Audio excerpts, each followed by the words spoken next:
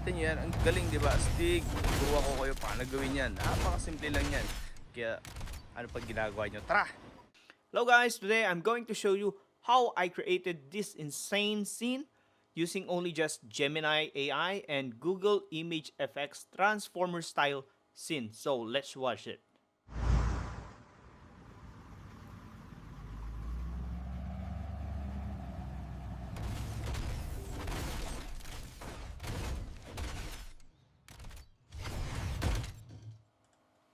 Okay, nakita niyo yun? Without expensive CGI software, no Blender, no Unreal Engine, just smart prompting and creativity, magkakaroon ka na ng ganitong scene. So, tara na, umpisahan na natin. Kailangan lang natin ng dalawang application dito or login using Gemini or Google login account. So, ito yan. Ang una natin kailangan ay ang Image FX. Ito free lang to guys ha. At ang Gemini Flow. Okay? So una is, okay, I'm not sure kala nyo lang Nano Banana palagi ang ginagamit ko. No, this is a free one. Okay? So dito, ang difference lang nito sa Nano Banana dun sa Gemini AI na prompt is dito hindi ka pwede mag-upload ng image. So it's all text-based, then it will generate to image. So hindi ka pwedeng gumamit ng image mo, then i-upload mo, then gagamitin niya yung reference na yon para gawin niya yon. No, hindi siya ganoon. So dito one, start siya talaga na from your own text. So let's start. Wala na paligoy-ligoy pa. So napakabilis lang nito. Una natin is, kailangan natin ng 2 image. Dahil gagamitin natin sa flow is ganitong workflow. Wait lang natin. Alam ko yung sa iba sa inyo, familiar na kayo dito. Pag free yung account nyo, meron kayo 100 credits. So, ang gagamitin natin dito is yung may first frame at yung may second frame. So, ang idea is, gagawa tayo ng first base image natin. And then, gagawa tayo ng second image, which is yung may robot na. Okay? Yung ganitong approach is, pwede natin gawin na mag-transform in between via prompting using flow. Pero dapat correct yung prompt natin. Kasi pwede kang gumawa ng, okay, create me a seamless transition from the first scene to the second scene. Ang medyo vague yun. Ang mangyayari is that your result will be very, it will immediately transported to the second scene. So, iiwasan natin yon. So, I'll give you a proper way para mag-prompt ng tama. Okay? Let's start now.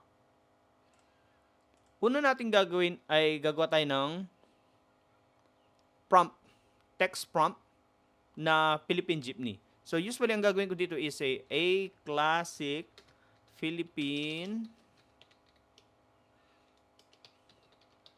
Jeepney parked in Makati City.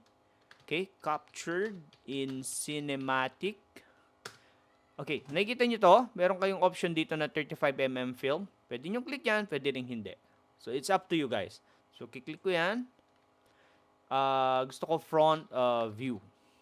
Then, we'll hit generate. Pwede din pala kayo mamili dito kung gusto nyo landscape, mobile, portrait. Pero let's see kung ano muna ilalabas dito sa landscape natin.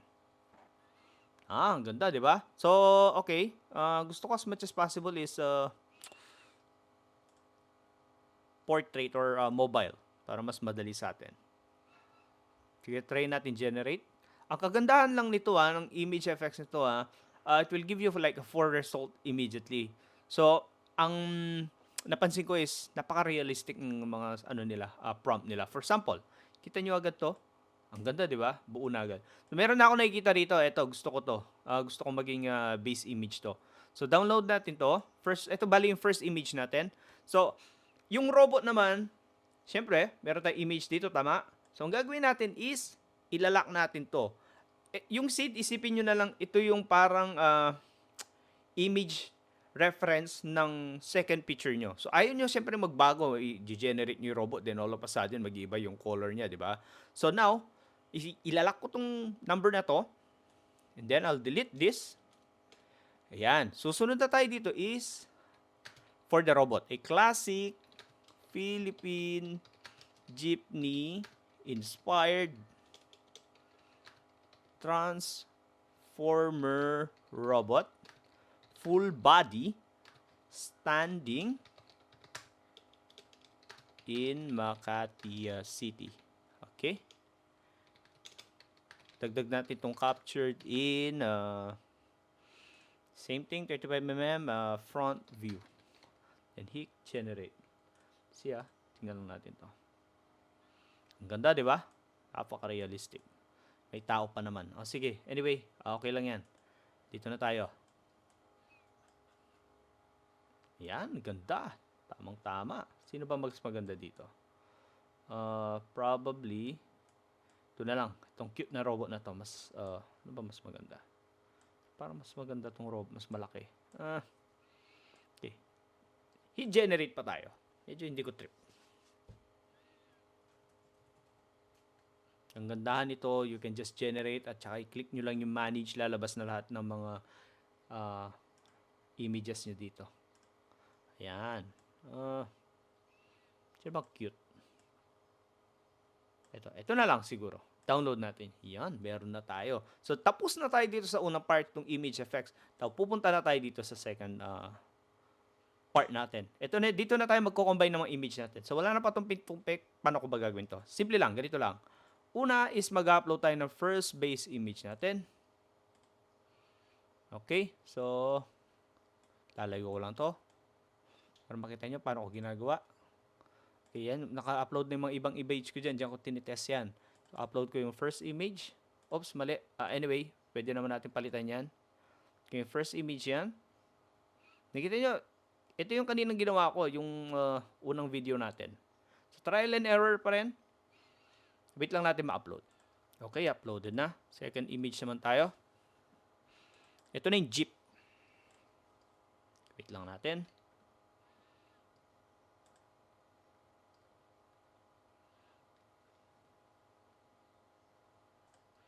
Okay, uploaded na. Pero mali yung scene natin. Dapat baliktad. Una yung jeep, then yung robot. So, ibibigay ko itong prompt para sa inyo. Meron na akong ginawa dyan. Trial and error pa rin.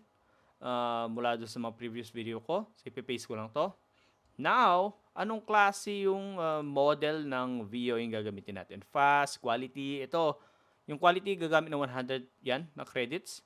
Immediately maubos. Yung fast is like around 20. Just make sure na yung output nyo isa lang. Pag dinalawan nyo yan, magiging 40. Okay? So, isa lang. Isa lang gusto ko eh. Then, let's hit this go button. Excited na ako. Hindi ko alam kung anong i-resolve nito. Ito yung kagandahan nitong ganitong prompt.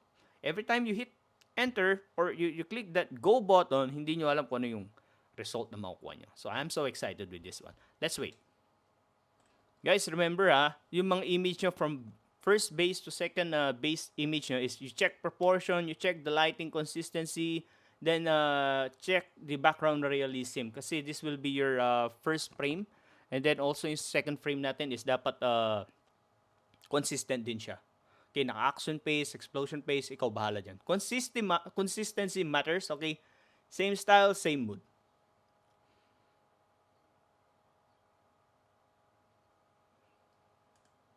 Alright, ito na. So I'm so excited. So tignan natin kung ano yung result. Okay, hopefully maganda to. Cross finger. Let's go.